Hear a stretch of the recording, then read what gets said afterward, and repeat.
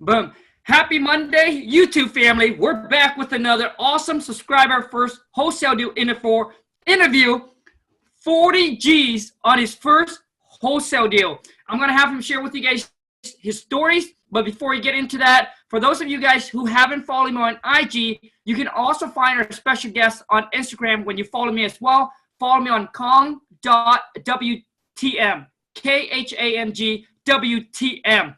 And so you guys, and for those of you who recently closed your first wholesale deal, drop me a comment with your email or email me at wholesale2millions@gmail.com. Would love to get you onto the show to share your stories and your first wholesale deal. And the whole goal is to help inspire and motivate those of you who haven't to keep pushing, keep going, and letting you know that it's possible for everybody. And if you are committed to it, you can achieve it. All right, you guys. So help me welcome our guest, Jordan from New York or New Jersey or New York, right? Yeah, New York, Long Island. New York, what up, buddy? Hey, what's up, bro? So Jordan here is from New York, Long Island for you guys. So those of you who's in the area, maybe you can hit him up after this or something like that, and he'll be able to give you guys a little bit of guidance or hook up and do some deals together. Yeah. Jordan, how's your day going, bro? Happy Monday. Happy Monday, bro. It's going really, really well. I just drank fruit and vegetable juice, so I'm, feeling pretty good. Nice, man. I got my tea. My wife makes me these teas every morning. So what does it have in it? Yeah, I'm ready, man. So let's get into it, dude. So share with everybody kind of your stories, and then we'll merge into your first wholesale deal. So I'm a musician by trade. I've been making music since I was like 6 years old, like rapping, producing. So for 19 years, I made music, and I was always an entrepreneur, and I always had the itch to like go and build my own businesses and do these things. But music took up all of my time, and I was just broke trying to figure out how to make money to invest into music. And there was really like no hope other than just like sticking to it and just hoping to make it through music. But then as I got older, I would run across like business ideas, and I would just like try every single thing that I could get my hands on. Like I tried everything, network marketing. I tried,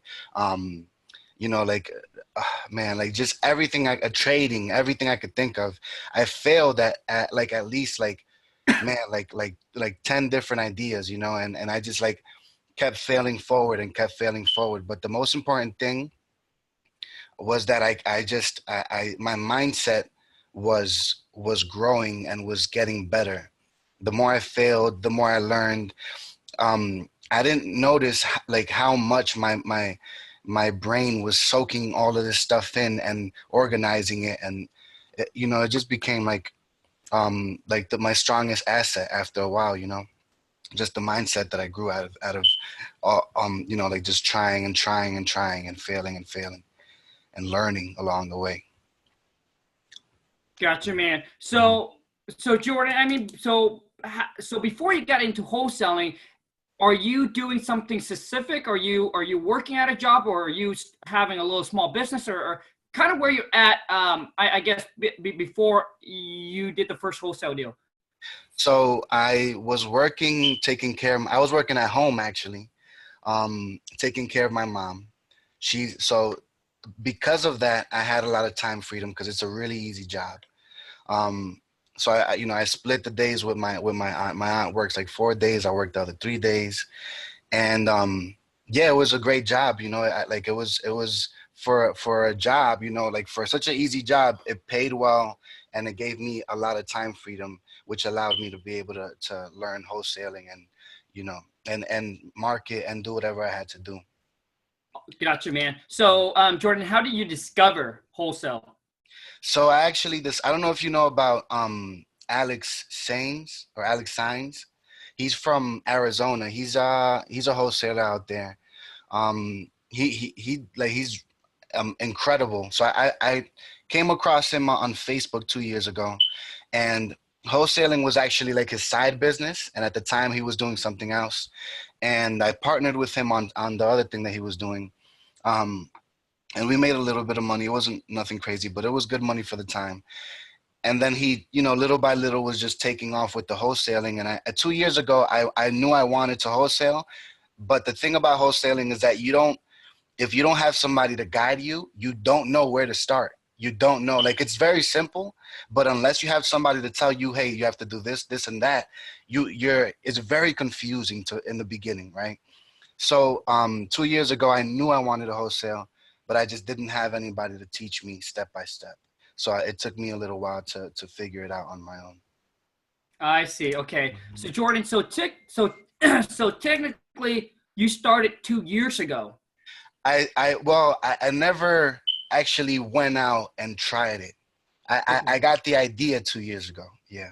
So you got the ideas 2 years ago, and were you like over that 2 years, were you gathering information and watching video, or what were you doing? I wasn't watching, I wasn't learning because I didn't know.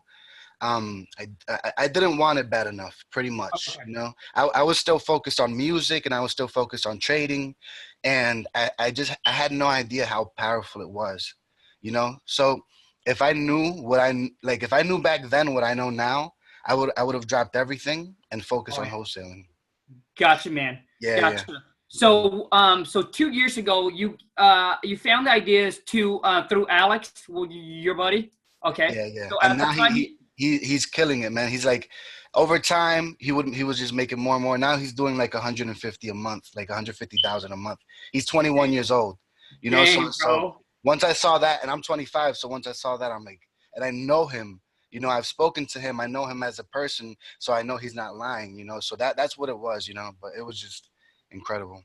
Oh, dang, bro. I got to get him onto the show for a powerhouse interview. Yeah, yeah. Him and his friends. He's friends with a team in Arizona called Carlos and Sal. Uh-huh. So those are the people that I was watching before I came across you. And yeah, they're killing it. They do like 600 a month, like 600 to 400 a month. Dang, like bro. insane. Dang. So, okay. So now, when did you seriously got into wholesaling?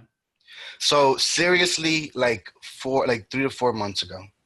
Okay. So 3 to 4 months ago, so 2 years ago. Okay. So did you have a mentor, or you would try and figure everything out yourself? Everything, trying to figure everything out on my own. So why didn't you reach out to Alex? Was he too busy? Way too busy. I would reach out to him throughout the 2 years, and I would just, he would just be like, yo, I want to help you, but I'm just like, I'm just swamped right now. And like, he's a good guy, but it's really the time. It was just the time that, and really, I learned over time that I needed to I didn't want it enough at the time. And it's okay that it took me so long, because I finally got to the point where I was like, there's nobody that's going to make this happen if I don't make it happen for myself, So I'm glad that it happened the way that it happened. Gotcha, man. Absolutely agree. I agree with you, Jordan. So you guys, before I get into having Jordan share his first wholesale deal interview, and I want to add on top of what Jordan mentioned about, why didn't you reach out to Alex and getting a mentor? He was too busy. Let me share something with you guys. The people that got up to the top and they start making a lot of money doing what they're doing, and it's not about now. It's like, I'm going to pay them to mentor, but it's actually, are they going to accept you to actually take the time to do it? Because you guys just don't understand. Like when I was seeking for my mentor, literally, I had to take no for an answer. Like what he said, like no, like 10 times, and I would just keep on going at it, because you guys got to understand now. It's about the other person. Do they want to mentor you? Yeah. Right? I mean, you gotta pay a price, but are they willing to do it? That is the problem, because you guys got to understand is that once you know how to do this business, it's like you pay them once, and once you know how to do the business, you'll be able to duplicate and just making that money over and over and over again. It's like, okay, I'm gonna pay $40K for this phone, and I can use that phone to make the 40,000 over and over and over and over again. Mm-hmm. And a lot of times people are afraid to invest in themselves or invest in a program or a business or whatever it is, right? Or in a mentor. The reason why is because they keep on thinking that they are losing. Oh, I'm going to lose the 20,000. Mm-hmm. But you don't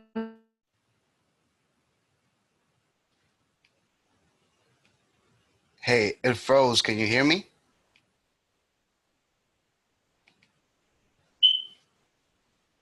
Hey, Khang.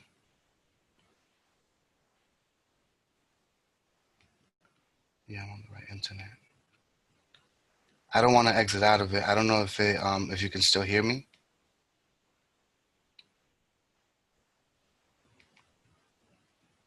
I don't know if you can hear me, but if you can, your screen froze.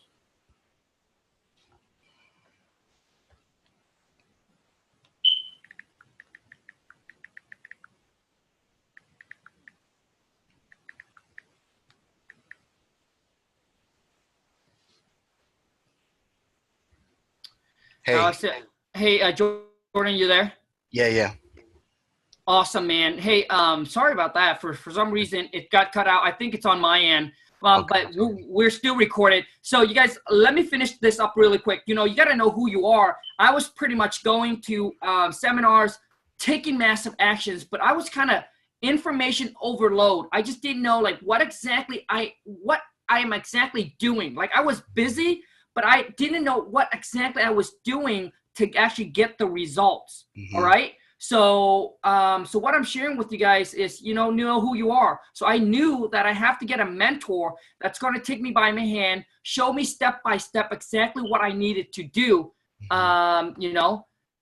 So that's why when we came across and we saw the mentor, I just got to say no for an answer. I said that I don't want to waste another 6 months or another year and trying to figure this out. I'd rather, pay up the price and then start getting results so I can, a year later start producing like if I'm going to pay 40G or 50K for a mentor or 20K for a mentor, I know that the next 6 months or year, I can make that over and over again. I just don't want my last 6 months or my last year to be the same, my next 6 months or year to be the same as my last. Yeah. And for me, I just don't want to waste any more time. Like I want to change my life and I'm just ready. You know what I mean? Mm-hmm. But yeah, I think it's about valuing time over money. When the thing about so I feel like I was born an entrepreneur, right? Like I could tell like you were probably born with this in you, right? Like you just knew that you wanted something more out of life, right? So when and the one thing that I notice a lot is that hurts a lot of entrepreneurs is that they get stuck in their ways and they're afraid to do something different, but they're doing the same thing over and over again and they're not getting results, but they're just afraid of that change and that's what's holding them back, right? And I just don't understand it, because I've never been like that. That's one thing that I try to tell people is like, don't be afraid. Like, all right, find people that are doing exactly what you want to do and that have the results that you want to have and do what they're doing. If they're going out, if people that are making 100,000, 300,000 a month are going out and spending money and paying mentors that are more successful than them to learn what those mentors know, then why aren't you doing that at a smaller level, right? Like, it's like, it's not always doing what people say, but it's, doing what they do. And and it's also another thing is that they try to take shortcuts and you can't fool the universe. Like the universe knows if you're ready or not to receive the rewards of hard work, right? Like if, like you're trying to take shortcuts and trying to act like you've done all the work when you really haven't, and then wondering why you're not reaping the rewards of that. You have to do the work. You have to go through the entire process to become a successful entrepreneur. It's a long process. It's stressful. It's it's borderline insanity. There's times where you question yourself. Like I question myself every day, even after we close that big deal. even after making a little bit of money, I still question myself, and I'll probably still be questioning myself when I'm making 100,000, 500,000 a month or whatever I'm making, because I think that's the mark of a great entrepreneur, is somebody that understands that they don't know everything, you know, and is always willing to learn more and grow more. Absolutely agree. And you guys, really sorry. I really like this conversations. I'm really sorry we're getting off topic. But when you find somebody, that are like-minded, talking the same way that you talk and operates and thinks, it's just good, right? I keep on wanting to talk about it. And so you see, the thing is, you guys got to understand that in life, you cannot, you have to pay your fees. You have to pay your dues to get to where you want it to be, right? Everybody pays their dues to get to where they want it to be. So don't think you jump in, it's there's no, and a lot of times where it's always easy to say than do. And let me share with you guys one more thing. You guys know, you know how when you have cash buyer, and people are exact same thing, because I get messages and DM and say, hey, Khang, I'm ready. And when you tell them, well, this is what you have to pay, right? Oh, Khang, I want to be I want to be mentor. This is what you have to pay. Most people, when the reality hits them, they know that, oh, shoot, it's getting serious. It's like a cash buyer, when they say, oh, yeah, I want it. And when they decided to sign it, or maybe you buy your first house or property or whatever it is like that, when it gets real, you will know the real, who you are. It becomes so real where most people say, oh, shoot, I'm not ready. I thought I was ready, but I'm not ready. Mm-hmm. So a lot of people, it's always easy to say than do, and the thing is, now, Jordan, let me ask you this, man. You said that you were kind of new, and sorry, you guys, for those of you, this might be boring, but for some of you, this might be because you guys are on the same kind of thinking and you like this kind of talk. But I want to elaborate with Jordan a little bit here, because I think, because I want to get something cleared up. So, Jordan, you said that you always kind of knew deep down that you kind of an entrepreneur. I'll be honest, I hate to work for other people. I hate it. It doesn't work for me. I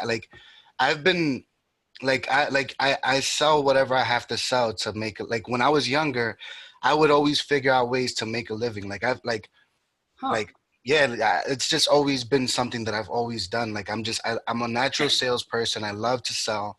And when you do wholesaling, if you're a natural salesperson, you don't have to sell anything. You know what I mean? You're buying stuff from people. So if you're good at selling stuff, imagine how good you are at buying stuff from people.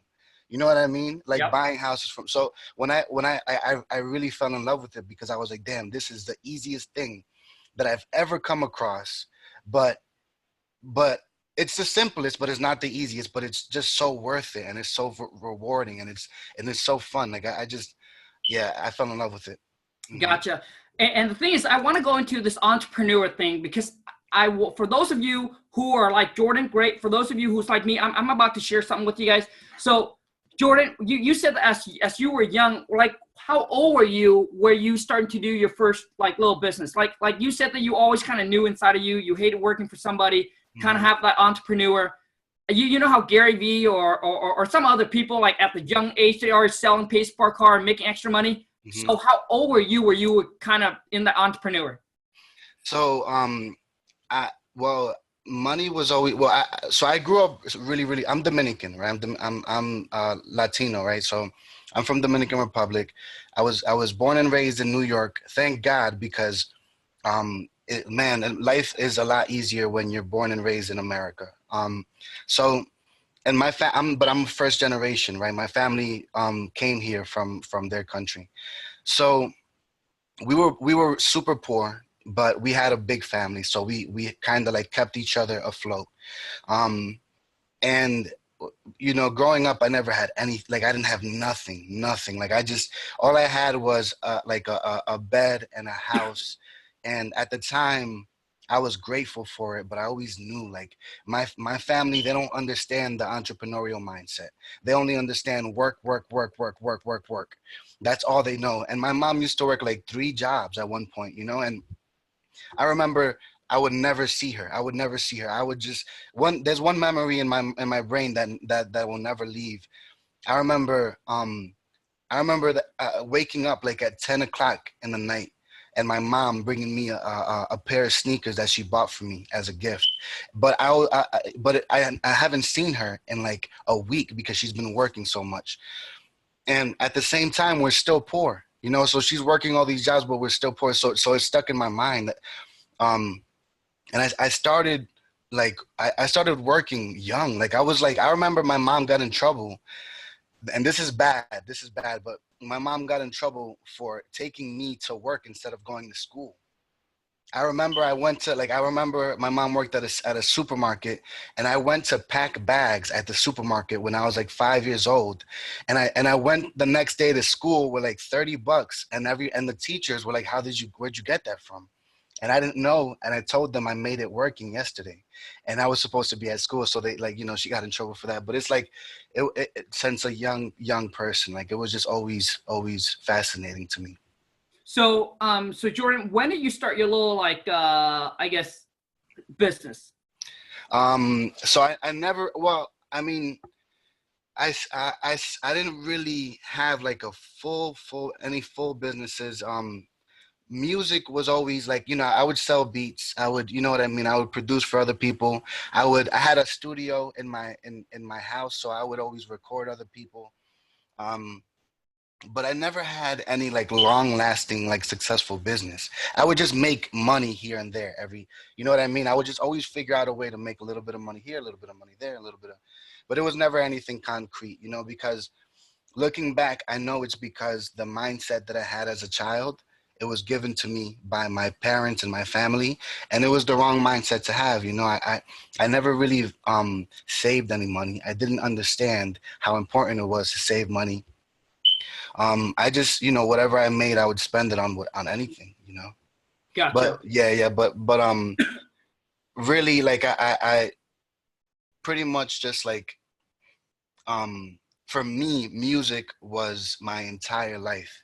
And I know that if it wasn't for music, I would have been successful business wise a long time ago. Because music, I understood with music, I had to sacrifice the financial aspect for however long it took me until that, you know, blew up and that gave me financial freedom. But when it came to music, I invested everything I had into music, into equipment, into beats, into whatever it took. And that was like 19 years of my life. So, you know, so I really wasn't even trying to like grow a business, you know, I was just trying to like grow a career at that point. Gotcha, man. Mm-hmm. So, man, okay, so now let me tell you guys a little bit. Okay, so the reason why I asked Jordan this question, because I want to touch those of you who are kind of like me now. I was never thought that, like, I don't know what people mean by they have that entrepreneur inside of them, Mm-hmm. but I never had that entrepreneur inside of me, but I'll tell you guys something. So basically I came over to America, I guess when I was about 9 or so. For those of you who are my OG, you probably know a little bit about my story. But back in Vietnam, obviously, you know, we grew up dirt poor. My mom and dad didn't have money for me to go to school, so I never really had formal education when I was back in Vietnam. So I can't read or write in my own language. I can speak very good, but I can't read or write.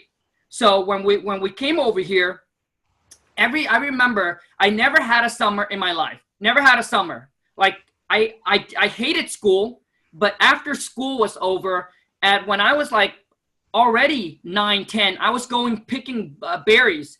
So every summer, you know, and I would see these kids out there, they were picking for fun. But for me, it wasn't picking for fun, man. I was waking up at 4 o'clock, 5 o'clock in the morning, doing a paper route with my brother. And then within that 2 hours at 6 a.m. and then we'll go and then we'll pick berries all the way until like 6 p.m. or 7 p.m. at night. And I was 9 or 10-year-old. And man, we were out there hustling, picking. I remember my whole body was covered in mud. We don't care if it's rain, it's shine, if it's thunder outside, doesn't matter. But I was raised up in a family where, just like Jordan said, you know, my parent was always work at a job. They wanted me to, you know, graduate from school, go get a college degree and things like that and be somebody, right? They want me to like sit in an office and make easier money than they do. I really thought that my life was going to turn out where I was just going to get a job working for somebody. Now, let me share with you guys something. My wife and I are both high school dropout. So we are like stupid in school, but I wouldn't say street smart. I wouldn't say, you know how people said you're either smart at books or street smart. So let me tell you, like my wife, I wouldn't use the word street smart, but my wife and I were more street smart than book smart. So, you know, so when we came in contact with people where we knew that there is something that we can gain from this person, we'll make sure, you know, we treat them right, you know, we get them gifts. So we try, you know, so you got to find ways to win these people over. But, you know, you know, and things like that, you know, so, and I want to tell you, it's like until I met my wife, you know, my whole thing was, I told my parents, I probably, you know, and I even tell two of my good friends when we're in school, these two friends of mine, they're super smart, right? They are the 4.0. I was like getting D's and F. I was passing the class because I just show up. So I remember telling them that, hey, you guys going to go off and you guys going to do something great, man. And make sure that you come back and take care of me and hire me on and things like that. And, you know, I always thought that I was just going to go and work for somebody. Never thought that I would actually, you know, go and own business and be an entrepreneur like this. But so where did that come from? Where did the entrepreneurial like mindset come from? So let me tell you guys. So when I met the wife, she has a dream. So her, you know, so she's the one that has the dreams of being a millionaire. I never had that dream in me, right? I knew that I was a hardworking guy. I don't care if I have to work 14 hours, 12 hours, whatever it is, right? So she has that in her, the dream of being a millionaire. So let me tell you guys something. So my why is to make her dream come true. And what I'm telling you guys is that for those of you who know that you are a hard worker, that have the work ethic inside of you, and you have a goal, I mean, that's pretty much for me. It's like, you know, it's so for me, it's just, I have that work ethic in me, and I was just going and doing whatever that business or career is morally, you know, not doing something illegal. But I have that work ethic in me that whichever business or whichever it is, I'm going all in. All in, that's mean like all in my time, my energy, my focus. I'm just going to go all in at it and don't care how much hours and time I put into it, and just to make it successful. And my why is my why. You know, as an Asian man, you know, there's a saying in my country that, you know, it's like, you're the man, you got to take care, you got to provide. Yeah, you're the provider. So, you know, so for me, it's like, I want to live up to that standard, and I want to make sure that, you know, whatever my wife wants, I want to be able to, whatever it is, figure out to get it for her. So that's kind of my drive, right? So I mean, even right now, you know, she could say, hey, you know what, Khang, I'm done. I don't want any more. We're good. And I can be okay with that. But the thing is now that once you start getting a little success, like things, like your mind, like once you start getting a little success, you just want to keep on going and growing. Like you don't want to stop. And, but I'm telling those of you who have the work ethic and who knows that you are a hard worker, that you can achieve your goals. Like don't feel like, oh, I don't know if I'm born an entrepreneur. But if you have that work ethic and you find something that you feel like that can make you the kind of money that you want, and you go at it and you commit and stick with it, I promise you that you'll be able to make it happen. And people say that, people said, hey, find your passion, do what you love. To be honest with you guys, my wife and I, it's all about finding a business that can just make us a lot of money. Like, I don't, so like so we don't follow like our passion or things like that. I believe that first you got to do what you don't like to do. You got to do things that you don't like to do, you hate, so one day you can do all the stuff you love to do. I believe that you got to pay the price and then you get the reward.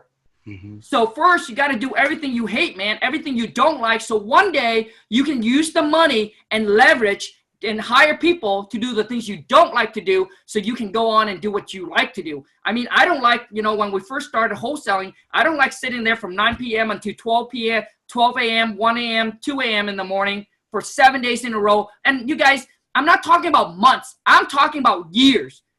1 year, 2 years in, I was just sitting there writing. And do I like it? No. But I knew that I have to suck it up. I have to suck it up and do whatever it takes. So one day I don't have to do that for the rest of my life. And for some of you guys can't sacrifice the short-term pain because it's too painful. Because it requires you to not taking a day off. It requires you to go at it. But for those of you who can do that, then you don't have to sacrifice your entire years to work until you're 65. And what I mean by that is those that are not willing to compact and make the short-term sacrifice, they end up making a long-term sacrifice.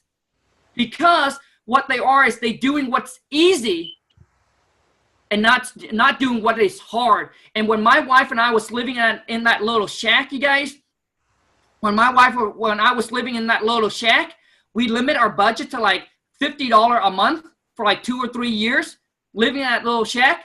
Most people cannot do that. Most people, some of our friends say, hey, Khang, you guys making some money. You guys have saved up some money. Why don't you guys go rent a new place? Why don't you guys take some vacation? Live your life, right? Live your life. What if you die tomorrow? Well, I got to tell you guys one thing. It's and for us, it's like, and I'm really sorry to keep dragging this on, but my whole thing is at that time, there was a dreams that played inside of the wife and myself. And that is to become a millionaires and not have to work about 60, 65 or 70. And those that get, and now, I mean, we see our friends and family, that's what they do. They go to work, they make some money, they save up, and then they save up a little bit of money. Instead of investing in themselves, looking for a business to change their life, they take a vacation, or they go buy a brand new car, or they gotta go buy a Louis Vuitton. I mean, some of my friends and family, we probably make 10 times more, but they spend 10 more time than we do. They spend like a millionaires when they're not. So the thing is, the thing is you either do short-term pain and long-term gain, which means you compact the short-term, sacrifice 3 to 4 to 5 years of your life. Just focus on growing yourself, your business, and so that way you don't have to sacrifice the long-term. Mm-hmm. That's so true, man. I honestly, I just want to say congratulations to you guys. Like you guys your story is incredible. I follow so many people, and I've heard a lot of stories, and I think your stories and your wife's stories is by far like the most insane. Like, you could write a movie about it. You know what I mean? Man. I'm serious. And what you guys have accomplished is incredible, and the fact that you guys are giving back is super, super incredible. And I've been a fan of your page for a long, long time. But Jordan, thank you for the kind word, man. Thank you for the kind word. Thank you so much. So Jordan, hey man, let's jump into it. I know everybody's been waiting for. Talk about your first wholesale deal, bro. So I really wanted my partner to be here because he can explain it a million times better. But this deal, it came, I don't know if he's like, I want to tell the story because it's something I don't know. I don't know if like who believes in God, or like who believes in whatever you guys believe in. Um, but I have to talk about what I believe in, because it's the most motivating factor in my life, because I've been through so much, and there's been so many times that I could have been gone and I wouldn't be here, and it's only because of God, and I feel like that. And man, like when like I've failed more times than anybody has tried around me. You know what I mean? Like, and and and I just kept getting up and kept getting up and always had faith, and it's always been because of that, because I always knew there was something bigger than me looking out for me. So I met my partner. His name is Damasio, by the way, Damasio Jones. Um, I met him uh, through a Facebook group, right? I think it was um,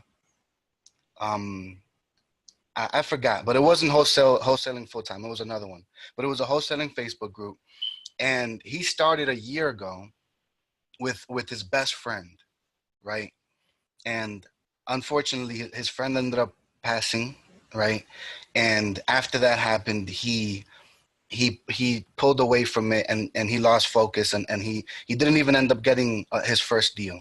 Um, and then fast forward a year later, he starts again, right? And I start around the same time. We don't know each other, and I think that I hit him. I think I messaged him because he had a property, and I was asking him if he wanted a JV. And I was, since I didn't have any money, I did have a little bit of money, but I was being very cheap.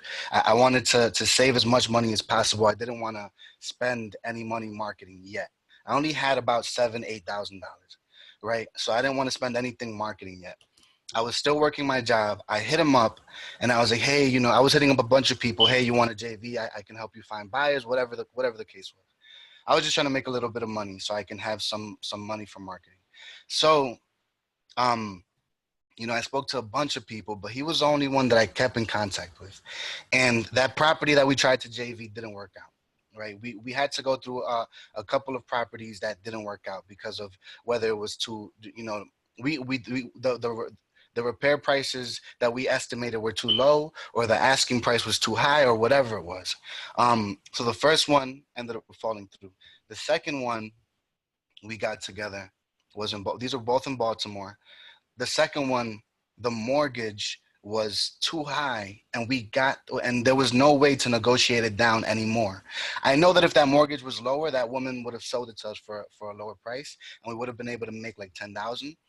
But we ended up having to let it go after like a month and a half. But we tried so hard every single day, and it was a learning process for us, like at the end of it, we weren't even upset that we didn't make any money. We were just like, damn, we learned a lot on that one, right? So we moved on to the next one, and at this point, we've been driving around for dollars. And um he I remember it was we've been working together for like 2 months now and haven't made any money. We haven't spent any money marketing yet.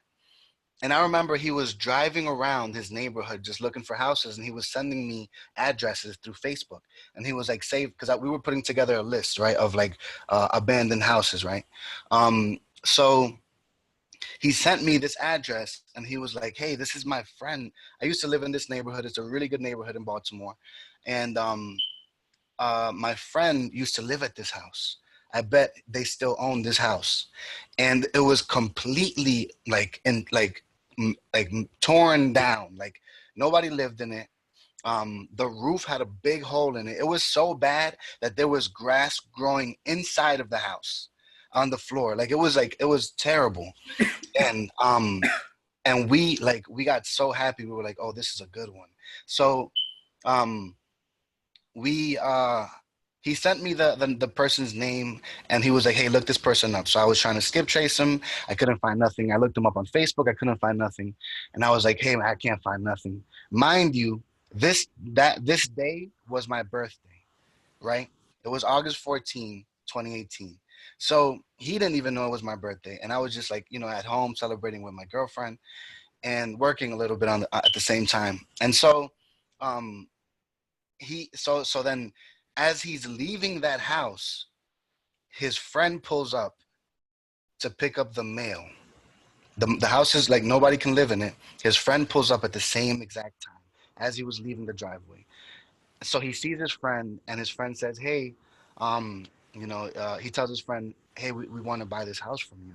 And he was like, "Well, somebody offered me 30,000, but I didn't accept the offer for 30,000 cash." So then I texted him really fast. I was like, "Okay, so offer him 50,000." And that was just to get it under contract while we researched it and then came back and maybe like tried to negotiate it down if need be. So he offered him 50,000. His friend immediately was like, "Okay, I'll take it." The only thing was it wasn't under his friend's name. It was under his dad's name. His friend's dad was the owner of the house. Um, but as soon as his friend said okay to 50,000, he called me, and he was like, and we were just like ecstatic. We knew that this house was worth like that. We knew the ARV was around like 230 to like 270. So we were like, oh my God. So I looked it up immediately, and I'm like, yo, the ARV is 250. And then we start talking, and he's like, you know what I think, like first of all, this was like super crazy how we just happened to run into each other. And he was like, "I think this was a gift from my best friend that passed away." And I was like, why do you say that?" And he's like, "Well, today's his birthday." So I ended up having the same birthday as his best friend that he was partnered with a year ago trying to make this happen. And it was just like it was just like the craziest thing, and like the craziest coincidence. And long story short, we looked it up. The ARV was 250,000. We didn't know what because it was a complete, like, it was so bad that it was almost a tear down. Like, it was like right at the border of being a tear down. So I was like, I think that this is gonna take like $100,000 to fix. It didn't have a basement. It was just one floor. I'll tell you. I don't know if it says in the contract. It doesn't say how many beds and baths, but I think it was 4-2. So um, so we got it for 50,000, but he hadn't signed the contract yet. So I went back to my partner, and I was like, "Hey, offer him 40,000," because I knew that he turned down 30,000. So I was like, "Offer him." Oh, by the way, by this time we already figured out that there was a lien on it for 8,000 and change. There was a tax lien on the house for 8,000 and change. Um, so we knew that that he was gonna have to pay that off. So we offered him 40,000. Luckily, he accepted it. Right, it was very easy. We didn't have to negotiate or anything. Um, then we were super ecstatic. We knew that we were gonna make like 50, 60,000 on this. So um, we took it to a title person, a title lady, and once we took it there, like the next day, like she was just like, "Hey, I have some bad news. The house is owned by the guy's father, right? The guy that we spoke to. It's owned by his father and his mother. The bad news was that his mother passed away, and his father had dementia. And then we figured out that the mother had a brother, and he owned the other half of the title. So there were three people on the title. Two of them were deceased. One of them had dementia. So so the title lady wasn't helping us at all. Like, she was like it was she was making it even worse. And where I felt like she should have been like telling us like, okay, you need to do this, or doing it for us. We ended up having to change. We ended up having to go to another title person, and they again told us this almost the same things, but they were being more helpful about it. But they were saying, you have to figure out the we don't have proof that the mortgage was paid off. So you have to research it, and we have to find the mortgage company, because the mortgage company was bought out by another company a long time ago. Like, this was like it was just like things coming up every single day, and every day we were like, "Oh damn, I don't think we're gonna get this." And so oh, I also forgot to mention, we assigned the deal in one day, in 24 hours. So we just all we did was just post it up in the Baltimore real estate investment group. Um, luckily this deal was so good that so many people, so I knew this deal was really good. So what I did was, I made them bid on it, right? So I told them, hey, look, I have this deal. I told them the address. I gave them all the info in the group, and I said, highest offer wins. So people started bidding on it. Of course, I got some low balls like 20,000.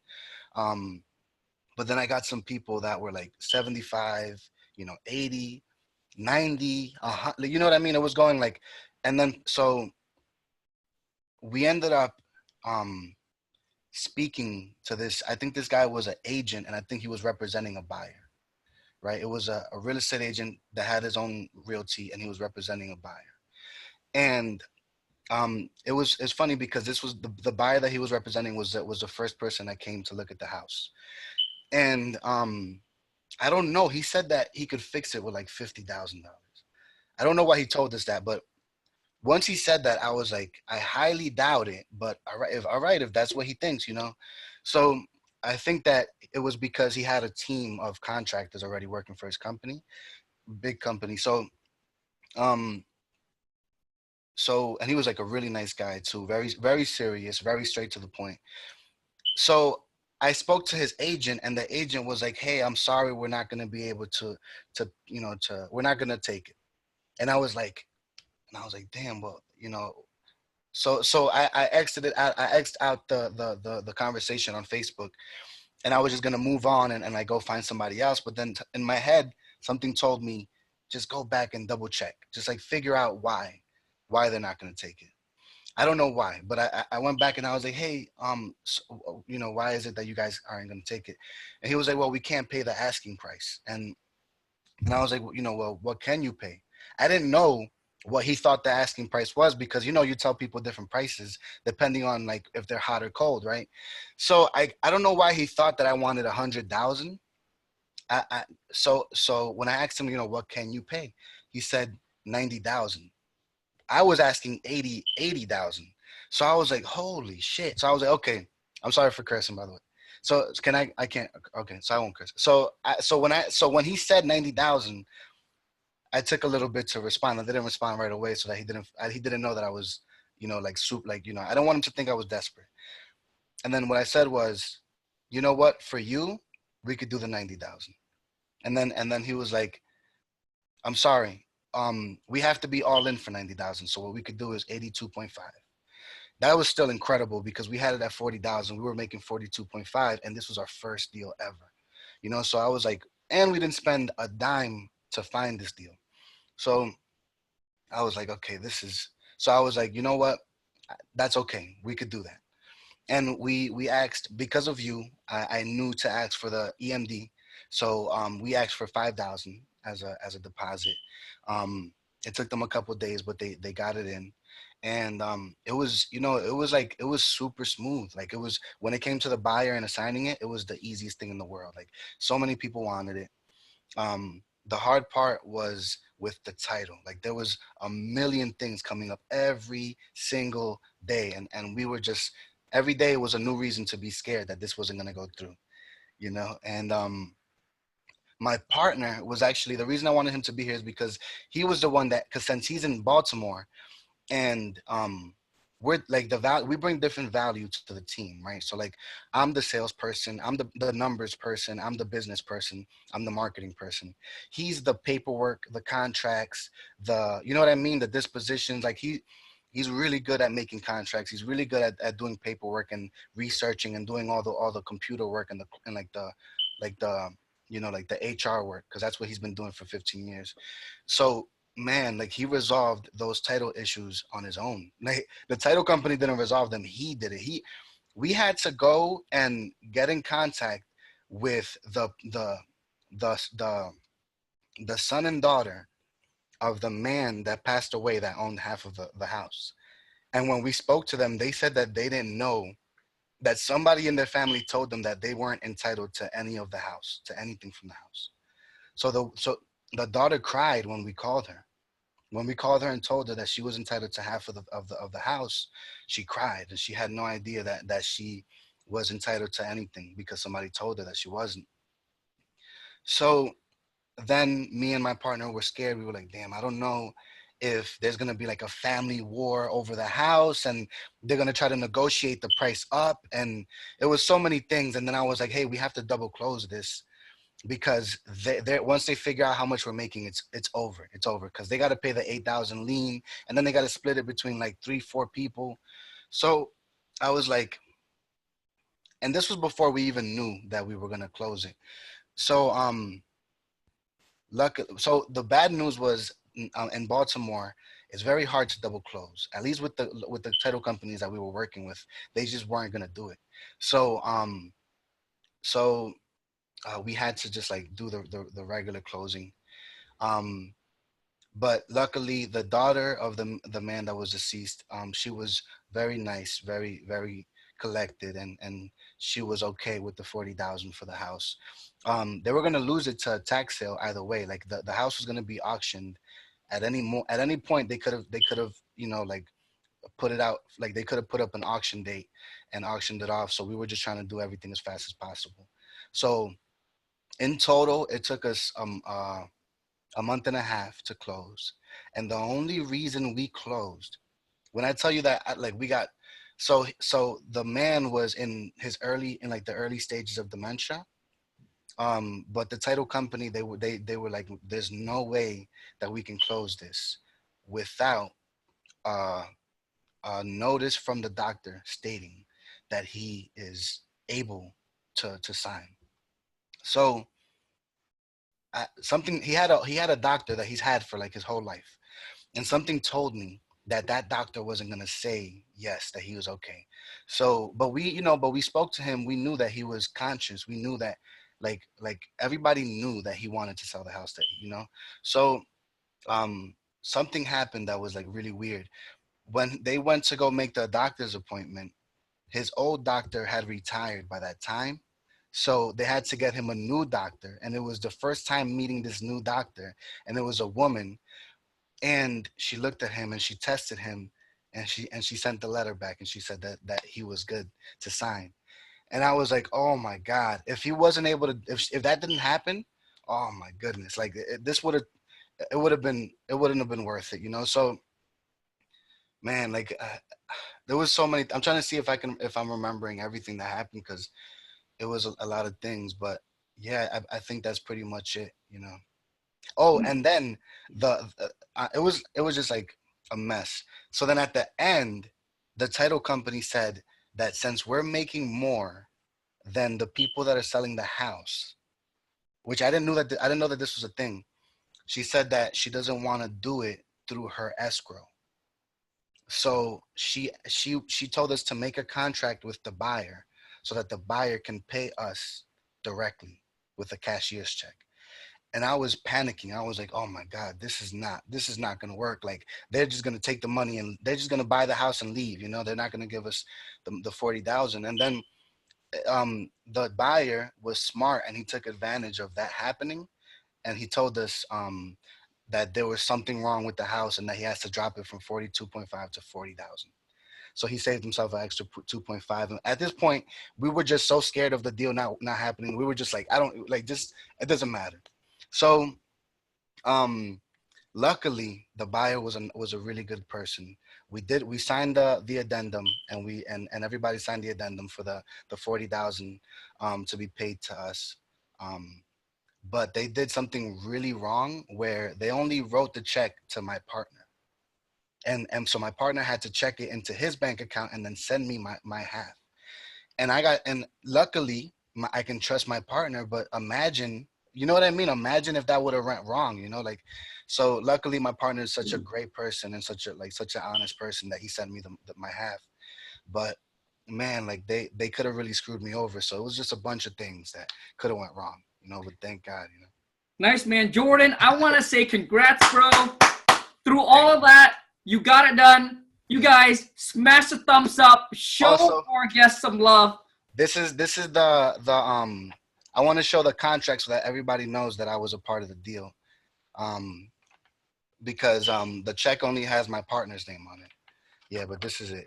That's the copy of it. It's Nice. great. And the thing is, you guys, everyone that I get into on the channel, I verify with them. You know, they got to send me a picture of the check. So I verify information before I get them on. I just don't want to get people on and just give you guys stories and not actually doing it. Yeah. So please. So Jordan, come on, man. Woo! Dude, I can relate to this story on many, many different levels. There are deals where you go to sleep and you be like, oh God, please let everything go smooth. And you're waking up every day and like, oh my God, please don't have anything go wrong. Dude, I know exactly how you feel. And the thing is, yes, getting paid outside of escrow, dude, I know how you feel, man. I was like, I had to do when I first started, I didn't know the whole thing. So I was like, oh my God, we had this one buyer and he had to pay me $28,000. That was my first wholesale deal outside of escrow. And I was like, oh God, please, dude, please just don't take the money, just don't take and run.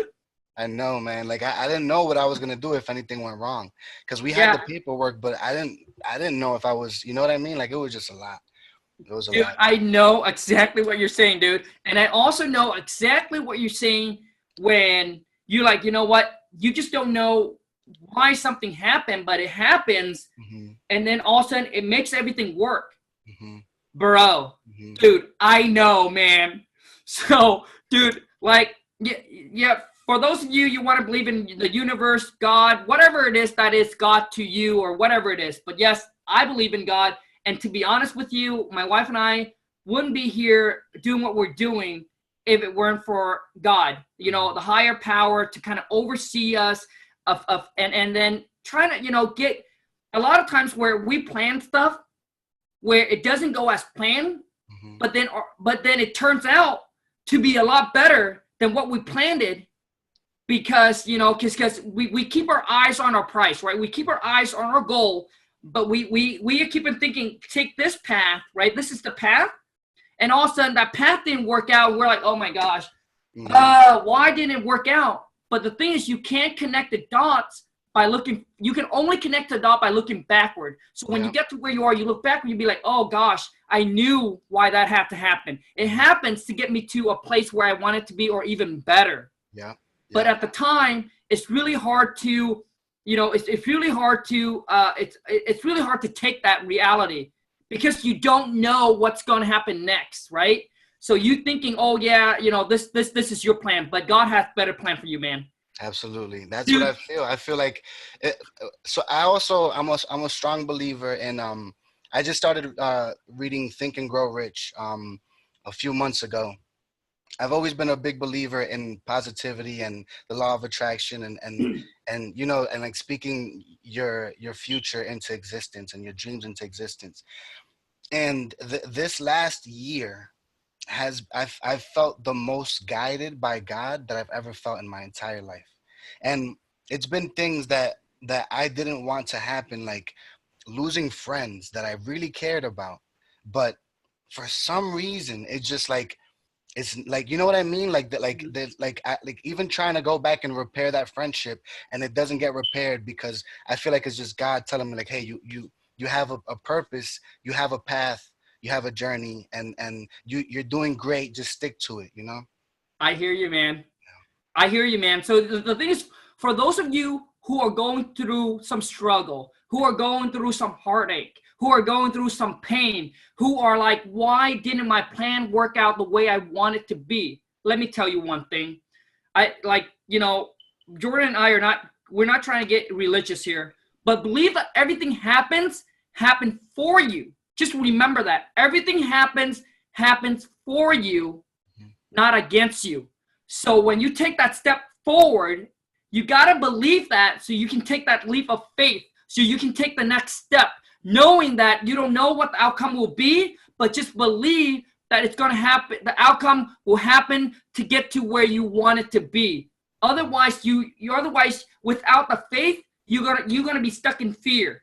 Yeah. Because you're so afraid to take that next step forward because you're in fear. But when you have faith is believing in what is unseen. Because if you see, it's already a reality. So faith, you got to take the step and the leap forward and believing in the unseen.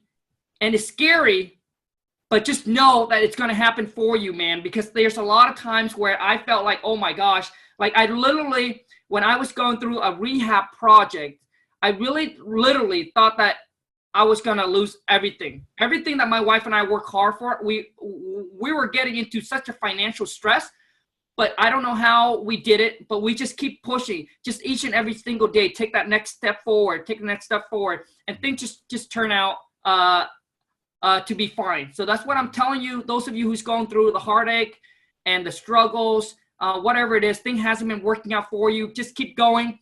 Maybe your season hasn't come yet. You know, maybe this is the time where you are being tested.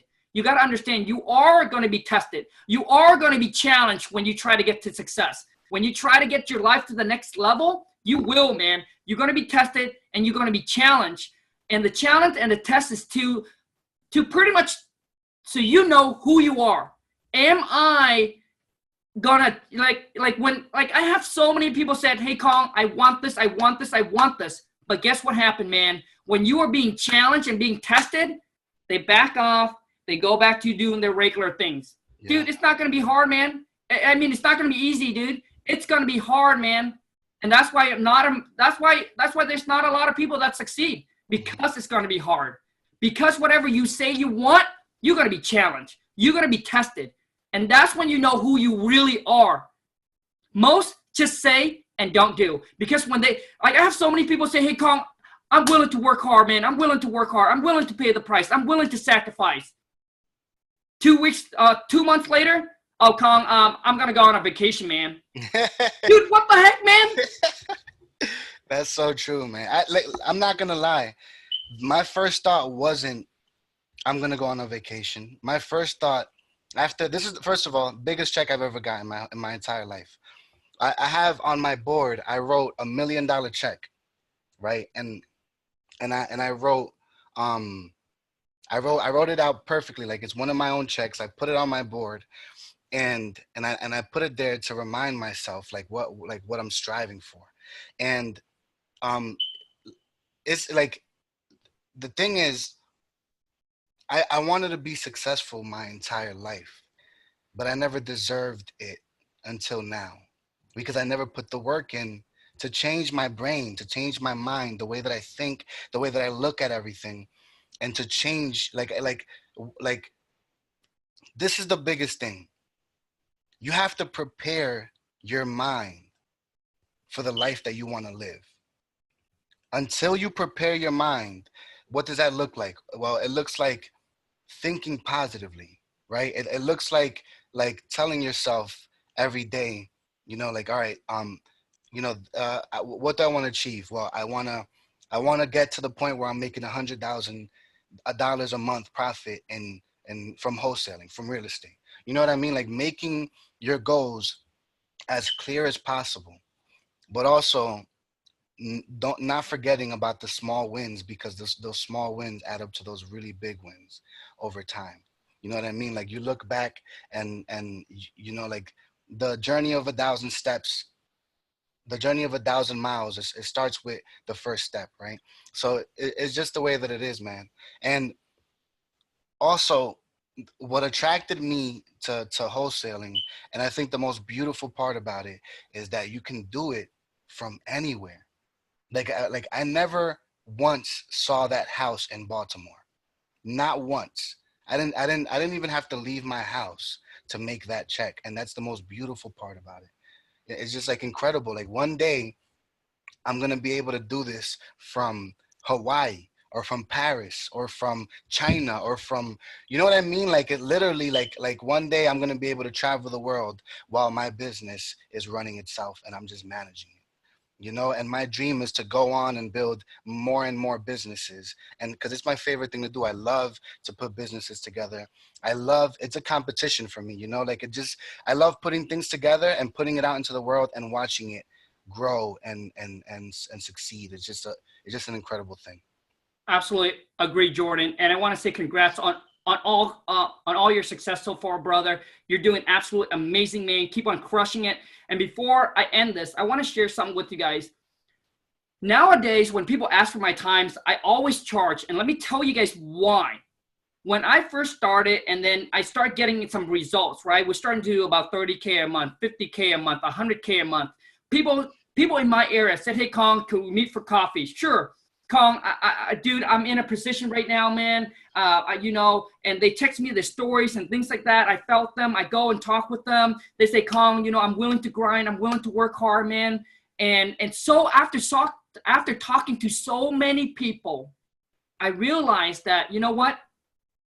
Most just talk, but don't do. Most just say, Khang, yeah. You guys got to understand, man, this is not a 1 month. This is not a 1 year thing. Dude, it's a lifestyle, man. If you want to keep on growing, you got to have that work ethic inside of you. It's not just saying it, but dude, doing it every single day. Let me tell you guys, what you guys see, all you guys see is you get to see the now, but you don't see what we go behind the screens. There were days where, when I was first going, you guys got to understand that each and every single day you wake up and you feel like, oh man, you're putting in so many work, but you're not seeing anything. 1 month you wake up, same thing. 2 months you wake up, same thing. 3 months you wake up, same thing. And then those people get discouraged and say, man, I put so much work, but nothing. You guys got to understand, you are just planning. Maybe at that time, it's not your season yet. It's not your season. You are just planting your seeds. The season will come where you're going to harvest what you plant. But I have so many people, man, it's like when reality hits you, then you know who you really are. That's why I'm like, hey, dude, if you want to talk to me in a minute, I'm sorry, bro, but this is the amount. Because so many people say it, but when it comes to doing it, they're not going to do it. Mm-hmm. And so many people can't, I have so many, like I give you guys a quick example. My sister called me and said, hey, Khang, I want to get into wholesaling. You know what? I want to replace wholesaling. I want to do what you do and replace my income. This is what I tell her. Well, I said, you know what? What is your goal? Like, what is the time frame that you're going to put out for this? She's like, well, I want to try, she's like, I'm willing. I'm ready, Khang. I'm willing to do it. I'm ready, man. I just don't want to work at this anymore. And then she's like, I'm willing to go at this for the next 6 months or a year. I said, okay, great. I said, do you know what you have to sacrifice to get to where you want to be? I said, you have kids. You're going to stop taking vacation. There's days where you're going to cut off the time with your kids. Because you know why? So that way later in life, you can spend all the time with your kids. Mm-hmm. So I said to her, and there's going to, and you can't be, and then you're going to be working this many hours a day. And she's like, oh man, really? I said, dude, man, yeah, it's not good. I asked her, I said, I understand that you have a goal and what you want to accomplish. And I said, yes, the ultimate goal is trying to get to where you want it to be as quickly as you can. But let me tell you what life is. Let me tell you the reality of life is. What if you can't make that happen in 6 months? What if you can't make that happen in a year? Mm-hmm. Are you going to keep going? So she said, oh man, really? So she went home and chat with her husband. And I said, that's what you have to sacrifice. She chat with her husband, came back and trust me, my sister hit me up for like a couple months and saying she's ready. Chat with her husband, came back and said, Khang, I don't think I'm ready. My kid is young. I want to spend as much time with them. I don't want to lose out on this time with them. I want to spend as much time with them as I can, and this and that. Great. You guys got to understand, there's nothing wrong with that. Mm-mm. But that is the life that she, that is the trade that she's willing to trade for. So there's nothing wrong with that. But see, the thing is, you got to figure that out so you don't waste your time. Now you know what? I like my life. Mm-hmm. I'm okay with working this many, and then I spend time with my kid. I take my vacation every quarter. It's okay. It's not for everybody, right? It's okay. So now you figure out exactly what you want, so you don't have to, in the back of your head, oh man, you're debating. So now she's back doing whatever she's doing, and she's happy. Mm-hmm. But so it's not for everybody, you guys. It's not for every one of you. This is only, it's only for a percentage of you guys. It's only for a percentage for you guys. And that is what Jordan and I are trying to target.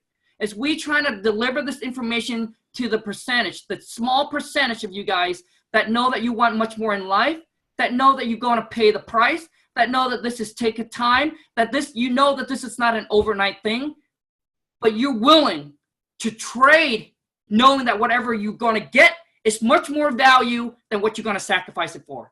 All right. And that's all it is about, man. Being an entrepreneur, creating your own life, creating that lifestyle you want, you know that you're going to go through the same thing as everybody go through, man. But anyways, Jordan, man, this is a long one, dude, and I really, really enjoy it. But for those of you who wants to connect with you, Jordan, how do they connect with you, man? So my Instagram is just like a blank Instagram. I just use it to like follow real estate entrepreneurs and stuff. But on Facebook, you can look up Jordan Taveras, JordanTaveras. You know, if you guys wanna, whatever you guys wanna do, man, I'm willing to like speak to people and help them figure some things out. But you know, like whatever I can help with, pretty much, yeah. And let me be real. Don't hit Jordan up and say, hey, dude, can I ask for this many minutes and time for free, bro? Come on, man. Come on, you guys. There is nothing free in life. You guys got to understand it. If you want the free, you got to pay the time to figure things out. If you want an answer right away, you got to cough out that money, bro. That is just life, man. There's nothing free in life. Maybe for some of you guys said, hey, I got free things in life. My wife and I, throughout our journey, never. We have to pay time or we have to pay with money. Yeah. But every single time, we try to get to the next level, it's not free, dude. And one thing is, there's a lot of people out there that they may see people like Khang and people like, these like really successful entrepreneurs and they, they think, well, how can I speak to him? How can I be his friend? How can I, you know what I mean? How can I network with him? Well, the best advice I can give you is go out there and succeed in your business and grow as a person. And you're naturally going to attract people like this. You're naturally going to attract people that are successful in other industries or maybe in real estate or whatever. But people that are already successful admire hard work and success in other people because they see themselves in that person. So if you want to network with people that you look up to, grow as a person, go out there and do the work. And I'm telling you, naturally, you will begin to attract these people. Awesome, man. Jordan, hey, thank you so much, man. So I'm going to make sure I put, so Jordan, after we're done with this, if you want to shoot me an email or a DM me on Instagram of all the contact info that people can reach out to you. Okay. So that way I can put it in the descriptions for those of you who want to reach out and connect with Jordan. And Jordan, any last word, tips, or advice for anyone that is just starting out or have been going at this but hasn't seen the results, man? The best advice, drive for dollars. Drive around, look for abandoned houses, and you want to look for them, whatever area, but just, think about the area. The better the area, the more money you'll be able to make. Look for abandoned houses, take down the addresses, find a way to call the county assessor and figure out who owns it and what their mailing addresses are, and then either send mail to them or cold call. Cold calling has been working great for us. I think it's really cheap and it's really effective and it's really fast. So yeah, drive for dollars, abandoned houses, county assessor. Yeah, that's pretty much it. Awesome, man. Now, Jordan, you did a deal in Baltimore, and the title company that you don't do a double close or a sign. Yeah, they didn't. I don't know if it's a Baltimore thing, but they were saying that they can't. But when they assign it, they're saying that the seller knows how much you're going to make? Yeah, so one person, since I used two people for the first deal in Baltimore, the first person told me that one of them has to know, either the seller or the buyer. Yeah. So I told her, all right, the buyer, then let the buyer know because, so, but we ended up not closing with her. We went to a different title company and she said the same thing. We can't double close. Yeah. So, sure. Well, the reason why I asked that is because when you assign, the seller doesn't need to know how much you make. The buyer is going to know how much you make. So I was going to hook you up with a title company that my mentor used in Maryland. But I definitely need that. Yeah. Okay, so I'm going to DM you that title company, and so you can talk to them. All right, sounds good. And if there's ever anything that I can help you with, just let me know. You have my Instagram, so whatever you need.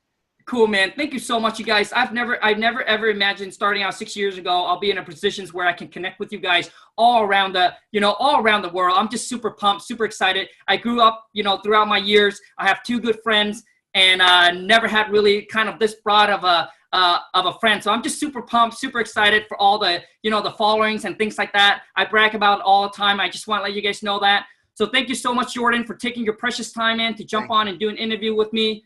Those of you who are new to the channel, you're interested in learning about wholesaling houses, anything like that, follow me, follow Jordan. I'm going to drop his contact information down there if you guys want to connect with him. And remember, if you do enjoy and like this interview, show or get some love, smash the subscribe button, smash that thumbs up for me, and turn on that bell notification as well. So you guys, thank you so much. You guys have a wonderful rest of your day. Jordan, have a good one, buddy. You too.